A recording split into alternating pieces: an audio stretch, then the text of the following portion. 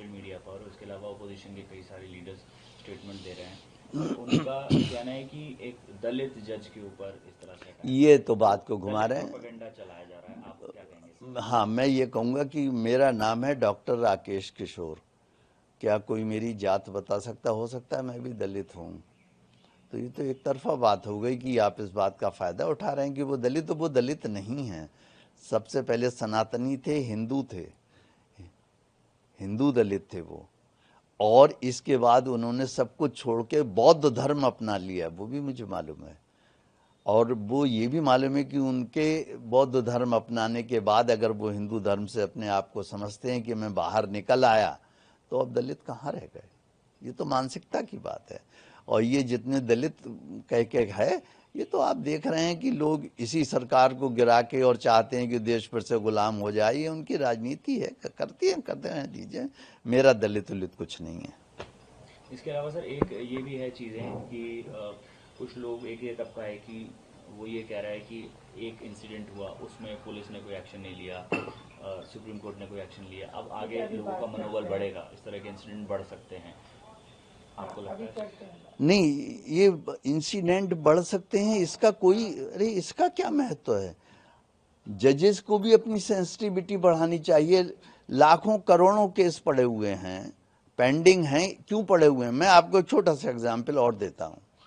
एक मेरे फ्रेंड है, उनका कड़कड़डुमा कोर्ट में मोटर व्हीकल एक्ट का चल रहा है केस।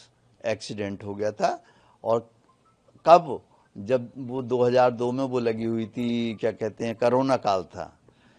और उसमें साफ उसने खुद कहा है, विक्टिम ने, कि मैं रॉन्ग साइड से मोटरसाइकिल लेके आ रहा था, हेलमेट नहीं लगाए हुए था, ड्राइविंग लाइसेंस नहीं था, और एक्सीडेंट के सीन पे कोई स्क्रैचिंग निशान नहीं है पहियों के।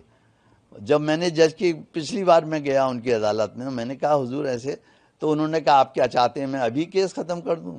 कमाल है भाई, ये तो प्राइमा फेसाई चीज़ है कि अगर आदमी ये गलत आ रहा है, ड्राइविंग लाइसेंस नहीं है, मोटरसाइकिल चला रहा है, और गाड़ी के एक्सीडेंट भी ऐसे नहीं, उसको वो तो गिरा मोटरसाइकिल से, उसकी पैर की हड्डी टूट गई।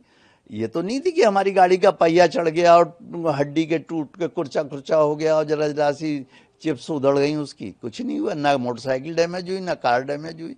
अब इस पे आप केस 4 साल से चल रहा है, और वो जिसके खिलाफ चल रहा है वो बहुत बड़े हॉस्पिटल में बेचारे डॉक्टर हैं, वो हर डेट पे हाथ जोड़ कर खड़े हुए हैं वहाँ पे। तो ये इस तरह से केस के प्रोसेस ऐसे बना लिए हैं कि बढ़ाते चले जाओ, बढ़ाते ही चले जाओ ऐसे। तो इसमें कोई क्या करेगा? सर एक आखिरी सवाल, क्या जो घटना हुई कल की, क्या अफसोस है सर आपको? बिल्कुल अफसोस नहीं है, ना ना ना ना ना, मैं माफ़ी मांगने वाला हूँ, ना मुझे अफसोस है। मैंने कुछ भी नहीं किया है। आप मेरे ऊपर सवाल उठा रहे हैं। परमात्मा ने जो करवाया वो मैंने किया, मैं करता नहीं, महज साक्षी हूँ।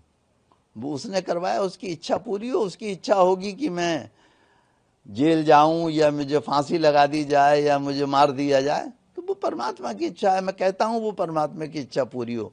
मैं 72 साल का हो गया हूँ, अब मैं कब तक झेलूंगा इस तरीके की घटनाएं? ये मुझे आप बता दें।